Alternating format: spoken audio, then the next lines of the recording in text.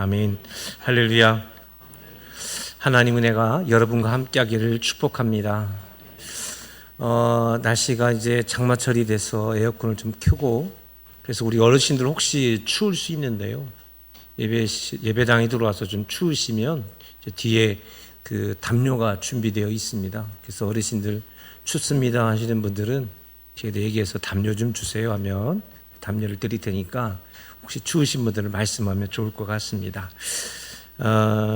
얼마나 은혜로워요. 옛날 같았으면 더워가지고 부채질할 텐데 추울까봐 담요를 준비하니 하나님께서 우리나라에 많은 복 주신 줄로 믿습니다. 우리 대한민국도 하나님의 복 주셔야 될 줄로 믿습니다. 자, 먼저 PPT 하나를 먼저 보고 시작할게요. 이 PPT는 이것은 이 18장을 시작하면서 보여드린 거예요. 마태복음은 5대 광학, 5대 강론, 또 5대 설교, 또 5대 가르침이라고 해도 됩니다. 또 5대 설교라고 해도 돼요. 이 5가지의 설교를 기둥으로 하고 있습니다. 산상설교 5장부터 또 제자 파송하면서 가르쳤고, 그리고 비유장이 있죠. 비유장, 천국은 어떤 곳이냐. 그리고 지금 우리가 제자 공동체 설교, 요 4번째를 지금 우리가 하고 있는 장면이에요. 여기 제자 공동체 설교, 지금 우리가 이 부분을 18장, 19장에 넘어가면서까지 이 내용이 진행될 겁니다. 그래서 요것을 기억하고 말씀을 봐야 되는데, 제자 공동체 설교라는 말은 무슨 뜻이냐? 제자 공동체라는 것은 제자들, 예수님의 제자가 사도들이 12명이잖아요. 그 12명을 위해서 예수님께서 말씀하신 것이냐? 그게 아닙니다. 이 제자 공동체 설교의 핵심은 뭐냐면, 지금 예수님의 제자들 12명을 위한 예수님의 말씀, 너희들은 이렇게 해야 된다라는 그런 얘기가 아니에요. 만약에 이것을 예수님의 제자들, 12명의 제자들을 위한 말씀으로 생각하게 되면 기독교는 윤리로 끝나는 겁니다. 왜냐하면 지난 시간에 배웠던 받아들임, 영접에 대해서도 기독교 윤리는 어느 차원에서까지 받아들여야 되느냐라는 그 논리가 만들어지게 되는 거예요. 오늘 말씀은 용서에 대한 말씀을 하게 될 텐데, 결국은 뭐예요? 내가 참 그리스도인이라면 누구를 잘 용서해야지라는 기독교 윤리로 머무를 수가 있습니다.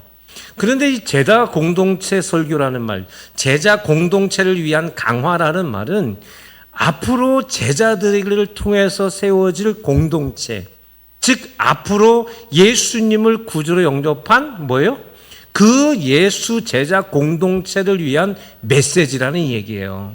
그러면 이 현재 예수님이 12제자가 아니라 미래 세워질 공동체를 우리는 뭐라고 부릅니까?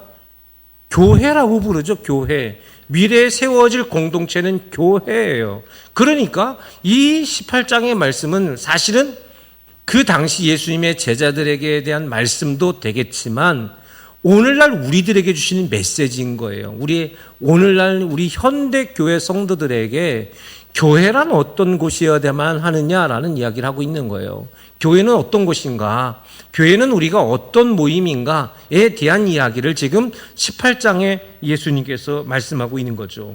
그래서 예수님은 미래의 교회는 어떤 사람에 모이는 공동체야 하느냐? 이건 매우 중요하죠. 왜냐하면 이스라엘 사람들은 유대인 공동체는 무엇으로 구분합니까? 무엇으로 구분해요? 할례로 구분하죠. 할례로. 그러니까 몸의 외적으로 표시가 나는 거예요. 할례 받은 사람만 유대인인 겁니다. 유대 공동체에 들어올 수가 있는 거예요. 그런데 예수님의 제자들이나 당시의 많은 이스라엘 백성들은 예수 공동체라면 우리만이 가지고 있는 몸의 표시가 필요하다고 생각하지 않겠습니까? 그런 생각들을 많이 갖는 거예요. 왜냐하면 당시 로마 시대의 모든 상업은 길드를 통해서 만들어지게 되는데, 그 길드 안에 들어오려면 선서를 해야 되는데, 우리의 황제, 로마의 황제는 나의 주님이십니다라는 그 선서를 하고 들어오고 그 공동체에 들어오는 거예요. 그러니까 예수님께서는 앞으로 세워질 교회, 우리 공동체는 그러면 어떻게 우리 공동체가 될 수 있느냐라고 외적인 모습이 뭐예요? 지난 시간에 보였던 세례였어요. 그렇죠. 세례를 받는 것이 우리 공동체의 표시다. 할렐루야. 그래서 세례를 받아야 되는 거예요.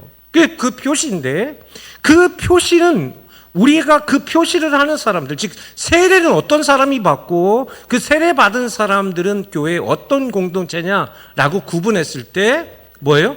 어린아이 하나를 세웠잖아요. 그러니까 예수님께서 하신 말씀은 뭐였냐면, 교회 공동체 안에는 세리도 이 글을 쓰고 있는 마태를 포함하죠. 그렇죠. 마태가 세리잖아요. 세리지 마태는 분명히 할례를 받은 사람일 거예요. 이제 할례를 받은 사람이지만 직업이 세리이기 때문에 유대 공동체 안에 들어올 수가 없는 거 아닙니까? 그런데 뭐예요? 예수님께서는 이런 세리도 또 혹은 창기도 또 어린아이도 장애인도 여성들도 백인들도 흑인들도 우리 같은 황인종도 그렇죠. 부자든 가난하든 노예든 자유민이든 어떤 사람이든 이 공동체의 뭐예요? 구성원이 될 수 있다. 할렐루야. 그 교회 공동체는 뭐예요? 어떠한 차별이 없는 모든 사람들이 이곳의 공동체가 될 수 있어서 예수님은 첫 번째 이야기가 뭐냐? 모두를 받아들여라 라는 말씀으로 2시간 지난 시간까지 이야기를 했습니다. 교회의 정체성을 예수님께서는 지금 가르쳐주고 있는 거예요. 제자 공동체 설교라는 말은 곧 뭐냐? 교회의 정체성은 뭐냐라는 거예요. 교회는 뭐냐? 교회는 바로 이러한 사람들이 모여지는데 어떠한 차별이 없이, 그래서 누구든지 예수를 구주로 영접하는 사람들은 세례를 받고 우리가 한 형제요 한 자매가 되었습니다 라는 이야기. 그래서 우리 이 자리에 있는 우리 모든 성도들은 뭐예요? 한 형제고 한 자매다 라는 것을 우리 지난 시간까지 배웠죠.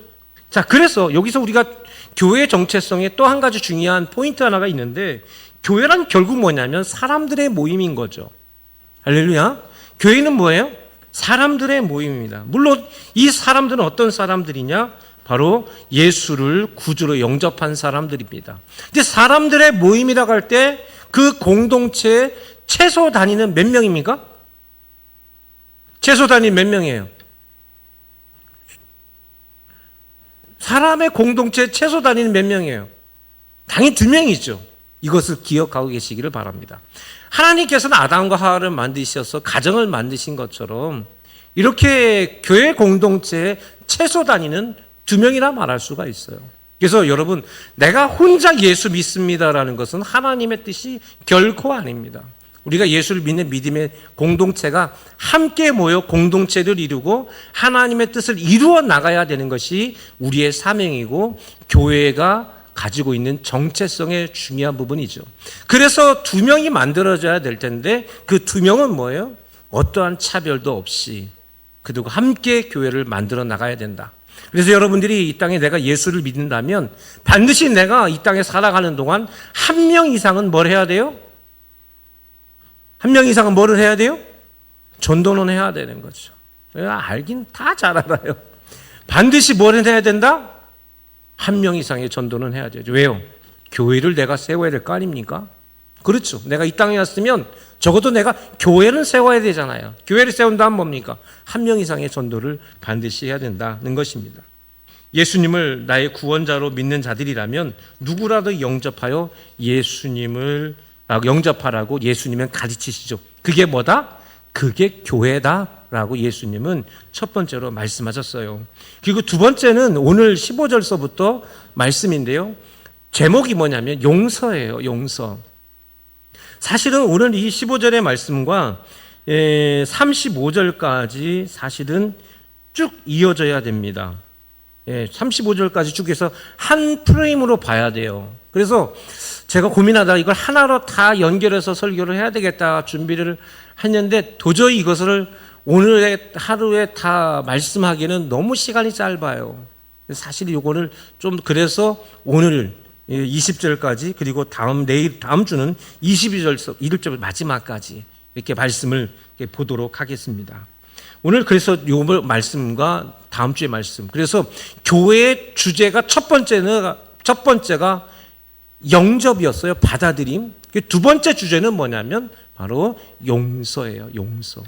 용서라는 게 뭡니까? 용서라는 것은 인간만이 할 수 있는 독특하고 고귀한 이 모습이죠. 예. 누구도 용서하지 않죠. 누구만 할 수 있어요? 사람만 할 수 있는 것이 용서입니다. 가장 고귀한 형태의 모습이 바로 용서입니다. 그래서 예수님은 교회가 만들어져서 공동체가 만들어지는데 교회의 정체성의 첫 번째가 받아들인 것, 영접해야 한다는 것입니다. 누가 누구를 영접했던 것처럼 예수님이 하나님이 나를 영접한 것처럼 영접은 내가 하나님을 영접할 수 없죠. 내가 예수님을 영접할 수 없죠. 영접은 높은 사람이 낮은 사람을 하는 거지 낮은 사람이 높은 사람을 영접하는 거 아닙니다. 그렇죠. 그러니 예수님이 나를 영접해 준 거죠. 할렐루야. 내가 예수 믿는 것처럼 보이지만 예수님이 나를 붙잡아줘서 예수 믿게 된 거죠. 그렇죠. 그래서 첫 번째 영접은 뭐냐? 내가 받아들인다는 거 영접의 핵심은 우리 하나님께서, 우리 주님께서 나를 영접한 것처럼 너희도 그렇게 영접하라는 것입니다. 그게 교회예요. 모든 사람들이 어떤 사람이든 영접해야 된다. 그 두 번째는 뭐냐면 용서하라라고 되어 있어요. 영접과 용서. 그러니까 결국 우리 교회가, 우리 특히 소망교회가 반드시 놓치지 말아야 될 핵심 정체성은 이 두 가지인 거예요. 뭐와 뭐? 영접과 용서. 뭐라고요? 영접과 용서. 이게 우리 교회가 반드시 이루어야 될 사명입니다. 우리가 교회 성도들을 많이 모이고 교회 건물을 많이 크게 세우고 우리 교회가 어떤 특별한 사명들을 잘 감당하는 것보다 더 중요한 건 우리 공동체 안에 반드시 영접과 용서가 되어져야 한다는 거예요. 뭐가? 영접, 용서. 그런데 영접하는 것과 용서하는 것이 쉬워요, 어려워요? 쉽습니까? 어렵습니까? 어려워요? 진짜 어려워요? 어렵습니까? 진짜 어려워요? 어려워요? 불가능하죠? 함정이었습니다. 함정. 거의 불가능에 가까운 것입니다. 절대로 어려운 게 아니라 거의 불가능한 것이 영접과 용서가 아닐까 생각하게 되는 것들이죠. 사실 그렇습니다. 왜냐? 나도 불완전하기 때문에 여러분 사실 우리가 그냥 우리 성도들끼리 이야기하지만 내 남편이 바람 펴가지고 딴 여자를 만났는데 그 딴 여자하고 내 남편이 같이 교회 나오겠다는데 그 사람을 내가 영접할 수 있어요?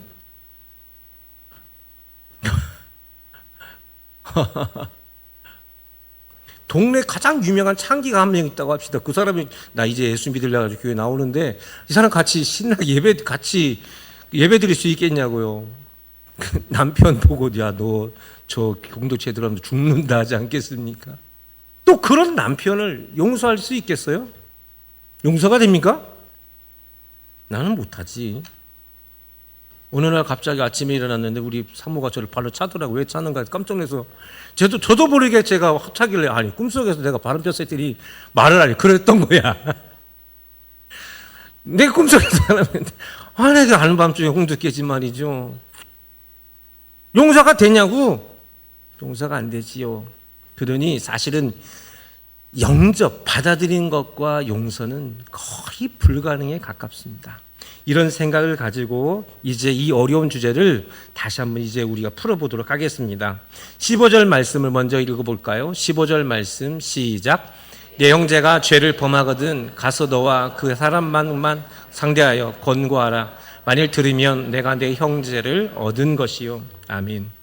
내가 내 형 죄를 범하거든이라고 되어 있죠. 사실 원문에 보면 이렇게 되어 있지 않습니다. 뭐라고 되어 있냐면 내 형제가 내게 죄를 범하거든. 명확하게 되어 있어요. 내 형제가 나한테 어떤 공동체 전체가 아니라 분명하게 나한테 뭐예요? 잘못한 것을 말합니다. 누군가가 아니라 바로 나죠. 명확하게 너한테 잘못했을 때라고 말하고 있어요. 또 여기서 나오는 내 형제가라는 말은 내 가족을 말하는 게 아니죠. 근데 동포를 말하는 것도 아니고 누구를 말하는 거예요? 이제 영접했어요. 세례받았어요. 영접해서 받아들인 이제 우리 같은 형제고 같은 자매인 우리 교회 공동체 안에 있는 우리 성도를 말합니다. 그래서 성도와 성도 사이에 분쟁을 이렇게 말하고 있는 거죠. 정리하면 교회 성도 중에 한 명이 나에게 죄를 범했을 때를 말하는 겁니다. 목사로서는 가장 난감한 순간이죠. 예, 목사로서는 가장 난감한 순간입니다. 이거는 어떻게 할 수도 없어요. 성도와 성도 사이의 분쟁은 해결이 거의 어렵습니다. 목사로서는 누구 편을 들어줄 수도 없고 이러지도 못하고 저러지도 못하는 그런 일이었고요. 예수님께서 이 이야기를 직접적으로 언급하셨던 걸 보면 이것은 예수님도 그냥 넘어갈 수 없었던 어려운 문제였던 건 분명합니다. 왜냐하면 지금 예수님의 제자들이 3년 동안 함께 있는 동안에 예수님의 제자들이 예수님 앞에서 늘 화목했나요? 늘 경쟁하고 서로 싸웠나요? 경쟁하고 싸웠죠. 그들은 단 한 번도 죽음의 순간까지도 그리고 예수님의 부활하시고 그리고 제자들과 함께 떡을 나누는 순간도 뭐예요?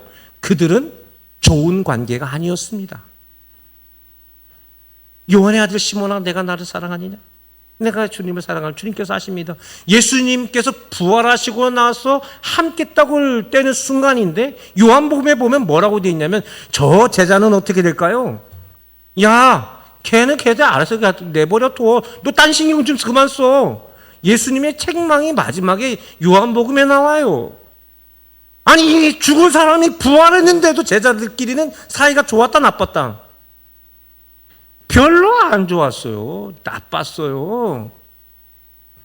이러니 사실은 이 문제가 쉽지 않았죠. 예수님의 제자단 속에는 분쟁들이 많았습니다. 뿐만 아니라 나이 차이도 많았습니다. 베드로와 그 요한은 나이 차이도 많았어요. 또 신분의 문제도 있어요. 이 글을 쓰고 있는 마태는 세리니까 사실은 그 제자단에 들어와 있을 때 제자들 중에는 뭐예요? 저게 왜 우리 제자단에 들어와서 저러고 있나? 아마 그런 사람들도 분명히 아마 있었을 거예요. 사람들이 모여 있으면 말이죠. 그런 거 많습니다. 아, 쟤는 어느 대학 나왔어? 쟤는 뭐 어디 아파트 살아? 여러분 가장 가까이 있는 우리 이 세종 동지역에서는 처음에 지금도 그런지 모르겠지만 구역 예배가 안 되는 거예요. 왜 구역 예배가 안 돼요? 아파트 차이 때문에 못 하는 거예요. 아파트 평수 때문에도 못 하고 그리고 정부 청사 직원들하고 일반 사람들 구역 예배가 안 되는 거예요. 그래서 거기 있는 우리 교단 목사님들이 구역이 안 된다는 공동체가 안 된다는 거예요. 예. 그래서 한 구역이 지금 30명, 40명이 돼도 나누지를 못하겠다는 겁니다. 그 왜 그래요? 다 예수 믿는 사람들끼리 와가지고 하나님 감사합니다 하는 사람들이 뭐가 안 되는 겁니까? 서로 영접이 안 돼요. 영접이. 자기 신분 비슷하고 직업 비슷한 사람들끼리 모이려고 하고요. 잘 안 돼요. 예수님의 제자들도 똑같았습니다. 뭐 낫지 않았어요. 대단한 것처럼 보이지만 별거 아닌 게 인간들입니다. 예수님의 제자들도 별것 아니고 그랬고요. 교회들 대부분 다 이런 문제로 교회가 어렵습니다. 네. 같이 어울리지 못하고 또 교회 안에 자기네끼리만 친하게 지내고 또 우리는 또 같이 못 지내고 뭐 그런 거 많아요. 예. 거기다가 용서까지 하라. 예수님의 제자단에는 이게 심각한 문제였기 때문에 예수님께서 참 이 말씀을 언급하지 않을 수 없을 어려운 주제이기도 했고 그래서 예수님이 이 말씀을 하시죠. 그런데 문제는 뭐냐면 여기까지도 어려운데 더 어려운 얘기를 해요. 15절 보면 내 형제가 내게 죄를 범하거든이라고 돼 있다고 했잖아요. 나한테 죄를 범했는데 가서라고 돼 있어요. 가서라는 말은 가서는 누구 보고 가라는 얘기입니까? 가해자 보고 가라는 겁니까? 피해자 보고 가라는 얘기입니까? 피해자 보고 가라는. 요 말씀 그대로라면 나보고 가라는 거예요. 나보고 가라는. 짜증나는 거 아닙니까? 누가 나한테 잘못했는데 아이고 그래도 네가 가서 남편이 네가 가서 네가 좀 더 배운 네가 가서 뭐 가서 좀 직분이 네가 좀 높으니까 그래도 가서 네가 가서 내가 왜? 뭐 그런 거 아닙니까? 근데 가서래요. 먼저 가래요. 예. 피해자 보고 가라고 합니다. 이 말은 용서의 주도권은 누구에게 있느냐? 피해자에게 있다는 것이죠. 근데 이것은 예수님의 가르침만이 아니라 성경 전체에 흐르고 있는 하나님의 방식입니다. 아담이 범죄했을 때 하나님이 아담을 찾아갑니까? 아담이 하나님을 찾아옵니까? 피해자인 하나님이 가해자인 아담을 찾아가잖아요. 그렇죠. 예. 하나님의 일하시는 방식이에요. 그러니 우리 교회 공동체가 일하는 방식도 마찬가지입니다. 내가 가야 한다는 것이 예수님의 말씀이에요. 네가 가라. 이 말씀을 알고 있고 교회의 정체성과 교회의 의미가 뭔지 알고 있는 예수님을 더 크게 믿고 있는 네가 가라고 예수님은 우리에게 말하고 있는 것입니다. 이게 뭐냐? 구원의 공식인 겁니다. 구원의 공식이란 뭐냐? 구원은 피해자이신 하나님께서 독생자 예수님을 보내셔서 이루신 용서가 구원입니다. 구원은 곧 뭐다? 용서다. 할렐루야. 구원이 뭐다? 용서예요. 구원은 용서인 겁니다. 그런데 그 용서가 피해자인 하나님께서 하신 일입니다. 그래서 구원이라는 것은 하나님의 사랑, 사랑의 하나님께서, 용서의 하나님께서 라는 것도 되겠지만 사실 가장 명확하게 보면 피해자이신 하나님께서 하신 역사예요. 피해자이신 하나님. 우리는 이 인식을 가지고 있어야만 오늘 이 말씀과 다음 주의 말씀이 해결이 돼요. 피해자이신 하나님의 구원의 역사가 바로 용서라는 것을 여러분 믿으시기를 주의 이름으로 바랍니다. 그러면서 뭐라고 말하냐면 너와 그 사람만 상대하여 라고 되어 있습니다. 우리가 누군가와 다툼이 생겼을 때 그 문제를 푸는 가장 대표적인 방식은 뭐냐면 내 친한 사람을 찾아가죠. 가장 가까운, 너만 들어. 야, 이 목회를 하면서요, 뭐 우리 교회 성도님들이 아니라 이 노예의 일을 하다 보니까 이제 제가 노예에서 꽤 오래돼가지고 이런 일도 저런 일도 많이 해요. 그래서 문제를 해결해야 될 때가 있고 문제를 또 풀어나가야 되고 뭘 해야 될 때가 있어요. 그러니까 목사님들이 전화해서 강 목사님만 저하고 비밀로 하고 이 말씀 제가 좀 드리려고 하는데요. 그 얘기를 그렇게 합시다. 제가 꼭 비밀로 하거든요. 저는 비밀을 절대 말하지 않습니다. 그런데 남 돌아가서 보면 다 알고 있더라고. 세상 비밀은 없는 거야. 근데 뭐냐면요. 우리가 다툼이 생기잖아요. 내가 억울한 일 당한 거예요. 내가 피해자인 거예요. 그랬을 때 내가 가장 많이 하는 방식이 뭐냐면 가장 내가 믿고 신뢰할 만한 사람들 찾아가서 막 이제 얘기를 하는 겁니다. 야, 나 이러면 교회 못 나가. 어떻게 이럴 수가 있냐? 해가지고 막 이제 말하기 시작하는 겁니다. 네? 나한테 어떻게 그럴 수가 있어? 하면서 왜? 아니 누구 집사가 말이야 나한테 이번 주에 이러는 거 아니야? 이게 어떻게 예수 믿는 사람이야? 하고 막 이제 얘기를 해요. 그렇죠? 그러면 말이 이제 하다 보면 이제 있었던 말 없었던 말까지 다 하는 거예요. 걔가 원래 옛날서부터 이렇게 하고 내가 다 참았거든. 내가 그래도 믿음으로 참았어요. 응? 저 하나 잘해주려고 말이야. 막 얘기합니다. 근데 듣는 사람은 어떻게 돼요? 근데 이 사람 관계가 있으니까, 어머머머, 그랬어. 나도 그런 일이 한번 있긴 있었는데, 하고 하면서 들어줘야 돼. 만약에 안 들어주면, 야, 너도 똑같은 놈이구나. 섭섭하다, 너. 응? 나는 널 믿었는데, 네가 나한테 그럴 수 있어 하면서, 다시는 너 안 볼 거야 하면서 막 그래요. 그러다 보면 나중에 말이죠. 지들끼리는 화해했는데 그 말 들은 사람만 나쁜 사람 될 때도 무지하게 많아요. 아는 사람은 알 줄 믿습니다. 성경에서 우리 예수님이 교회의 가장 근본적인 인권이 뭐였느냐? 성도 간에 서로 지켜줘야 될 인권. 인권이 뭐냐면 당사자. 누군가한테 말하지 말고 당사자끼리 해결하라고 말하는 거예요. 다른 누군가에게 말하지 말고 네가 그 사람한테 가라. 여러분 이거 매우 중요합니다.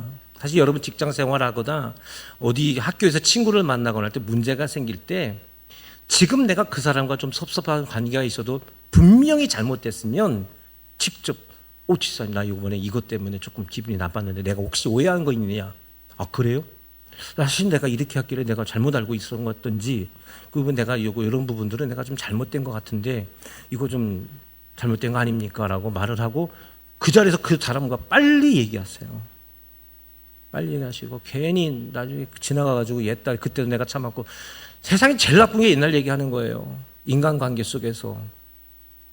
예? 특히 부부관계 속에서도 옛날 얘기하는 사람도 있죠. 지난번에도 자기 그랬잖아.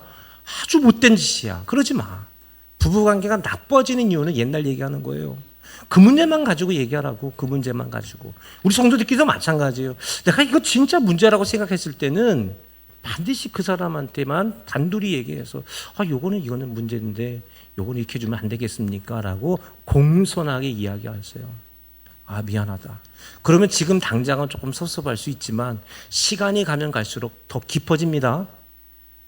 옆 사람한테 가서 욕을 하는 것은 그 사람과 나는 철천지 원수가 되겠다는 뜻이고, 다시는 그 사람이 교회를 안 나오든 나는 교회를 안 나오든지 둘 중에 하나 하겠다는 뜻과 똑같은 거예요. 진짜 어려운 문제입니다. 예수님 뭐라고 말씀하시냐면 제3자에게 말하지 말라는, 단둘이서 얘기해서 그 문제를 풀어가라. 이게 기본 인권입니다. 교회 안에서 기본 인권이에요. 그러면서 예수님께서는 어떻게 하라고 하시냐면 아무도 모르게 그에게 권고하라고 되어 있습니다. 권고하라는 말은 뭐냐면 엘랭크손이라는 말이에요. 유죄를 선언하다, 죄를 깨닫게 하다는 말입니다. 이 말은 법정 용어예요. 법정에 섰을 때 그 말이 법적으로 판사가 딱 말했을 때 그 문제를 듣는 죄인이, 아, 내가 진짜 잘못했구나 라고 확실하게 인정할 만한 이야기가 권고예요. 그러니까 누가 봐도 이것은 잘못이 분명한 거야. 누가 말해도 그걸 말하는 거예요. 이게 권고입니다. 그러니까 네가 어떻게 나한테 그럴 수 있어? 이런 감정적인 이야기하라고 하는 말이 아닌 거예요. 야, 너 나 믿었는데, 내가 너한테 믿었는데 당신 나한테 이럴 수 있어. 그런 말 하라고 이야기하는 거 아니에요. 그런 거 따지라고 있는 게 아니고, 이거는 이렇게 되는 건데 이렇게 했으니까 이건 좀 문제가 있는 것 같다라고 분명한 논리와 분명한 해석이 되어져서 누가 들어도 그 말이 맞구나. 당신 잘못했네. 이게 맞는 이야기, 명확하고 논리적이고 분명한 이야기를 하라는 거예요. 내 기분대로 하라는 얘기예요? 내 기분대로 말하라는 얘기 아니에요.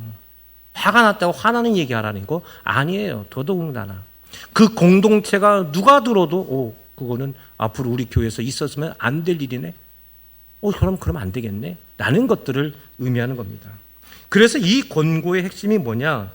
책망하는 게 아니라 가해자, 그 당사자가 들었을 때 내가 잘못했구나 라는 것을 분명하게 인식하게 해주는 것이 권고예요.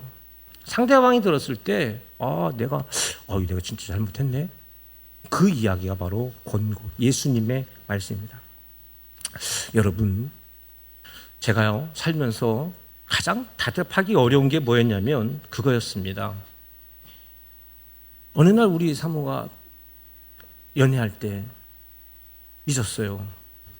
근데 내가 분위기 이상해서 미안합니다 라고 했더니 저한테 하는 말이 있습니다. 평생의 남자들이 가장 무서워하는 말, 뭐가 미안한데요? 물론 지금은 안 그렇습니다. 그런 얘기 안 합니다. 연애할 때 그랬어요. 연애할 때. 여자들이 남자들한테 뭐가 미안한데? 라고 물어보면 답은 없습니다. 남자들이요, 답은 없습니다. 빨리 시간이 지나는 게 좋습니다. 어떻게 해결 방법이 없습니다. 왜냐하면 여자들도 몰라요. 여자들 마음은 여자가 어떻게 알아? 자기들도 몰라요. 맞는 대답을 해도 짜증나거든요. 틀린 대답을 하면 짜증나고 맞는 대답을 하면 더 짜증나고 일단 다 짜증나는 거야. 그냥 어떻게 그냥 옆에서 살살 붙어 있을 수밖에 없는 거죠. 여러분들이 지금까지 살면서 누군가 나한테 잘못했을 때 찾아가서 야, 너 그거 좀 잘못했어 라고 내가 물어보면 너 내가 왜 화났는지 알아? 라고 말했을 때 여러분 그 대상이, 즉 우리가 말했을 때 가해자와 피해자라고 말했을 때 가해자들 중에 내가 잘못했다는 것을 아는 사람이 있던가요? 거의 없어요. 거의 없어요. 이게 특징입니다. 우리가요, 사람과의 문제가 생겼을 때 공통적인 특징이 있는데 분명히 맞은 사람이 있는데 뭐는 없어요? 때린 사람은 없어. 그게 인간관계예요. 맞은 사람은 분명히 있어. 나는 분명히 이 사람한테 맞았는데 때린 사람은 내가 그 사람을 때린 기억이 없는 거야. 전혀 몰라요. 누구만 알고 있는 거예요? 맞은 사람만 알고 있는 거예요. 그러니 우리가 이 권고라고 할 때 이것은 너무나 어려운 거예요. 쉽지 않습니다. 여러분, 잘못을 안다면 사과를 하겠죠. 그렇죠. 그 사람이죠. 근데 잘못을 알고도 말하지 않는다면 그 사람이 자존심이 너무 세든지 아니면 원래 그 사람이 인간이 덜 됐든지 둘 중에 하나일 겁니다. 근데 대부분은 뭐냐면 자기의 잘못을 잘 모릅니다. 대부분. 남자들은 일단 여자분들이 알아야 되는 게 있어요. 남자들은 잘못을 아예 몰라요. 그러니 잘못을 깨닫기를 바라는 건 여자들의 잘못이에요. 그냥 남자들한테 나 이것 때문에 화났어라고 말하는 게 더 좋아요. 평생 물어보세요. 되나? 절대로 안 됩니다. 예, 그거는 남자 여자 사이뿐만 아니라 우리 모든 인간관계도 마찬가지예요. 문제가 생겼을 때 사실 그게 내가 어떤 문제로 이 문제가 생겼는지는 대부분 다 모른다는 게 함정이에요. 속담에는 이런 말이 있습니다. 바늘도둑이 뭐 된다? 소도둑 된다는 겁니다. 내가 작은 일이 이게 잘못인지를 잘 모르게 되면 나중에는 뭐예요? 큰 잘못을 저지르게 되죠. 문제는 뭡니까?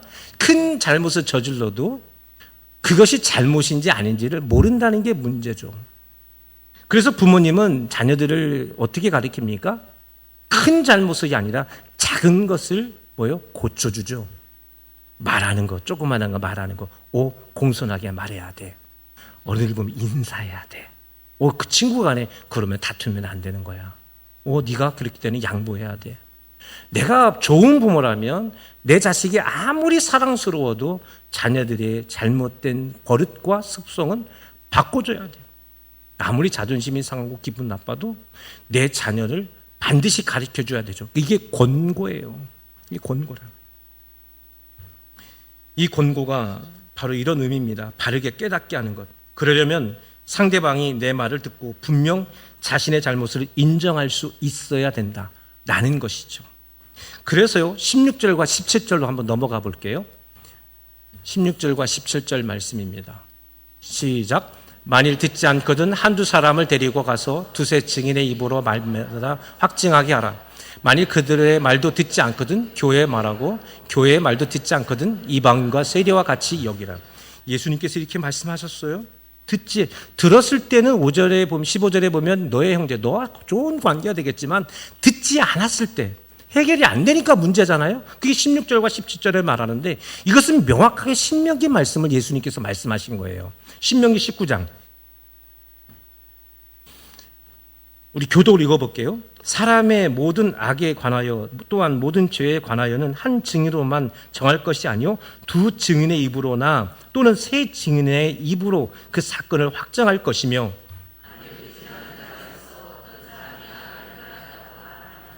그 논쟁하는 쌍방이 같이 하나님 앞에 나아가 그 당시에 제사장과 재판장 앞에 설 것이요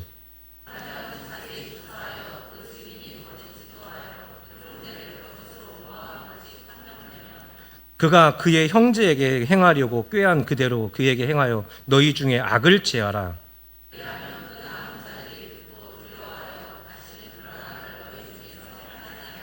같이 보십니다.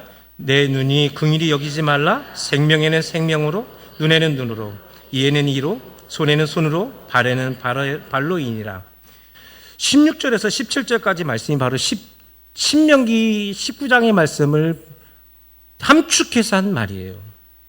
제사장과 재판장을 교회로 바꾸면 되는 거예요. 그래서 교회는 당시 사도들을 말하고 목사들을 말합니다. 그래서 잘못했을 때 두세 사람이 확증해라. 증인을 두고 말해라. 봐라. 이거 잘못된 거 아니냐. 라는 얘기. 그래서 반드시 뭐예요? 2명 이상의 증인이 필요한 거죠.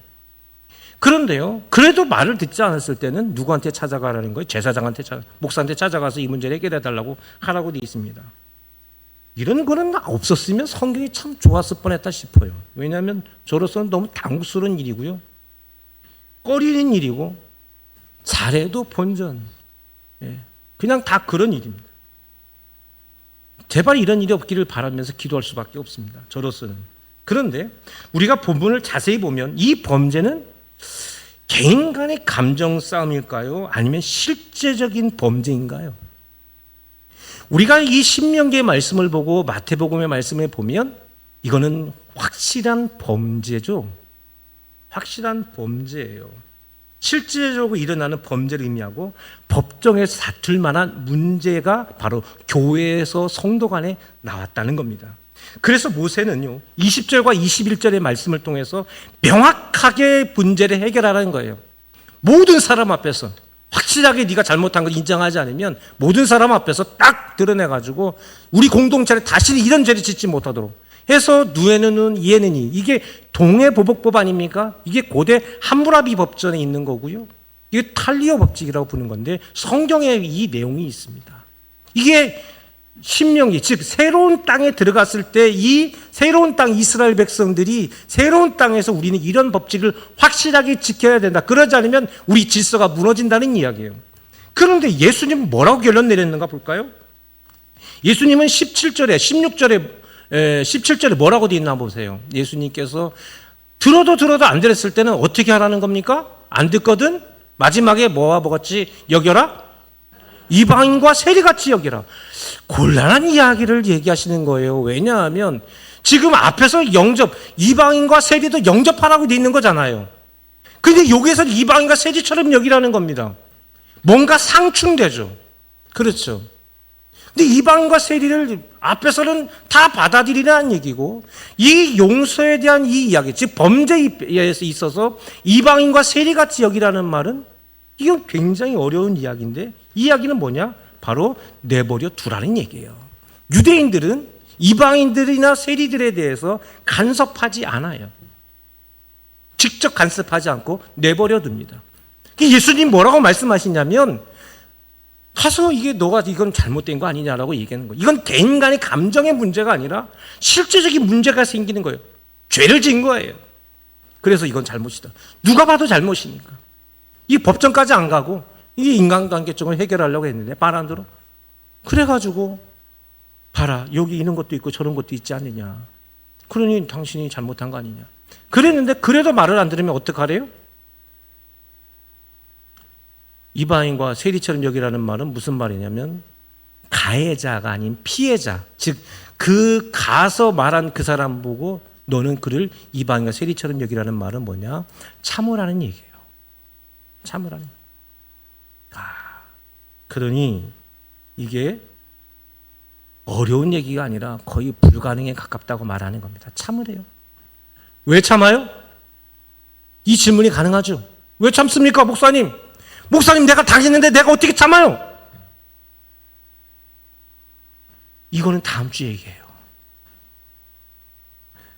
거기까지 못 가요, 오늘은. 예수님께서 그 제자들에게 참는 자들에게 주신 메시지가 18절 말씀이거든요. 18절 말씀 다 같이 시작. 진실로 너희에게 이르노니 무엇이든지 너희가 땅에서 매면 하늘에서 매일 것이요 무엇이든지 땅에서 풀면 하늘에서 풀리리라.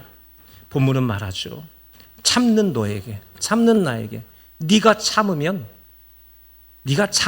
하늘도 참는다 이 얘기를 해요. 네가 못 참으면 하늘도 못 참는다. 네가 참으면 하늘도 참는다. 이 얘기를 하고 있는 겁니다. 누가 참아주는 거예요? 하늘이 참는다는 건 누가 참는다는 거예요? 하나님이죠. 네가 참으면, 피해자인 네가 참으면 하나님도 참는다. 무슨 참는 거예요? 누구를 참아주는 거예요? 그 범죄자를 참아주는 거예요? 나를 참아주는 거예요? 나를 참아주는 거예요. 이게 핵심이에요. 하나님이 참아준다는 것, 그것은 무슨 말이냐면 그 잘못한 사람을 죄를 참아주는 게 아니라 누구를 참아주는 거예요? 나를 참아주는 거예요. 이 이야기가 바로 그러한 이야기입니다. 구원이 뭐냐? 구원은 용서라고 되어 있죠. 사실 용서는 뭡니까? 내 죄를 참아주는 게 용서예요. 용서는 봐주는 게 아닙니다. 우리가 잘못이 분명합니다. 죄가 분명히 있습니다. 근데 하나님이 그냥 참는 거예요. 그게 용서고 그게 구원인 겁니다. 그래서 내가 예수 믿는 사람이니까 이렇게 착하게 살아야지, 내가 이런 일을 했지, 내가 이렇게 잘했어, 그러니까 나는 구원받을 만한 사람이고 내가 용서를 받을 만한 사람이야. 전혀 아니에요. 그냥 하나님이 참 거예요. 그냥 참아서 된 게 구원인 겁니다. 할렐루야. 그래서 우리가 참으라고 예수님 말씀하시는 거죠. 19절 다 같이 시작. 진실로 다시 너희에게 이르노니 너희 중에 두 사람이 땅에서 합심하여 무엇이든지 구하면 하늘에 계신 내 아버지께서 그들을 위하여 이루게 하시리라. 아멘. 두 사람이 땅에서 합심하여, 두 사람이 합심한 게 뭐예요? 교회죠. 저게 교회예요. 지금 이 교회에 대한 말씀이에요. 교회가 합심, 교회가 무엇이 구하면, 참는 교회가 구하면 하늘에 계신 내 아버지께서 그들을 이루시리라 말씀하고 있습니다. 이게 뭐예요? 앞으로 세워질 교회의 공동체예요. 다른 말로 말하면 받아들이고 참는 게 교회다라는 거예요. 저 사람 같지도 않고 인간 같지 않는 것들을 받아주고 그걸 보고 참는 게 뭐다? 죄송하지만 그게 교회예요. 그게 교회라고 해요. 예수님은 지금 그 얘기를 우리에게 말씀하고 있죠. 교회가 합심해서 그러면 해야 될 일이 뭐냐? 그게 바로 우리가 앞에 본 12절과 14절 말씀이에요. 12절, 14절로 넘어가 볼까요? 제가 읽어드리겠습니다. 12절과 14절. 너희 생각에는 어떠하냐? 만일 어떤 사람이 양 100마리가 있는데 그 중에 하나가 길을 잃었으면 그 99마리를 산에 두고 가서 길 잃은 양을 찾지 않겠느냐? 진실로 너희에게 이르노니 만일 찾으면 길을 잃지 아니한 99마리보다 이것을 더 기뻐하리라. 14절 시작. 이와 같이 이 작은 자 중에 하나라도 잃어는 것은 하늘에 계신 너희 아버지 뜻이 아니니라. 아멘. 교회는 그 한 사람 잘못됐지만 그것을 받아들이고 참는 게 교회.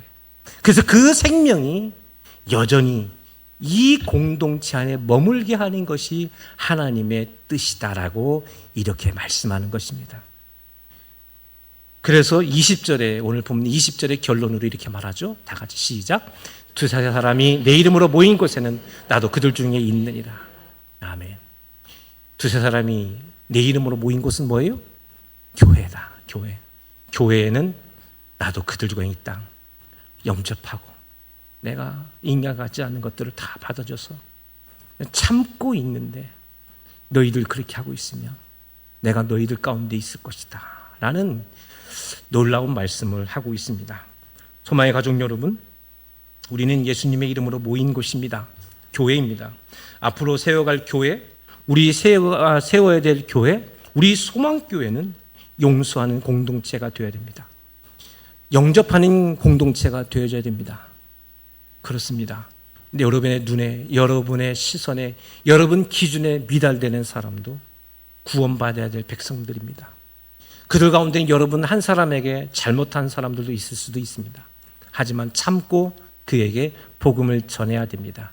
그것이 아버지의 뜻이고 교회가 있는 정체성이다 라는 것을 우리에게 말씀합니다. 왜 우리가 이렇게 해야 됩니까? 왜 우리가 이렇게까지 해서 예수를 믿어야 됩니까?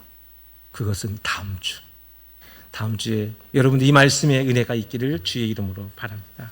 아버지 하나님 감사합니다. 교회란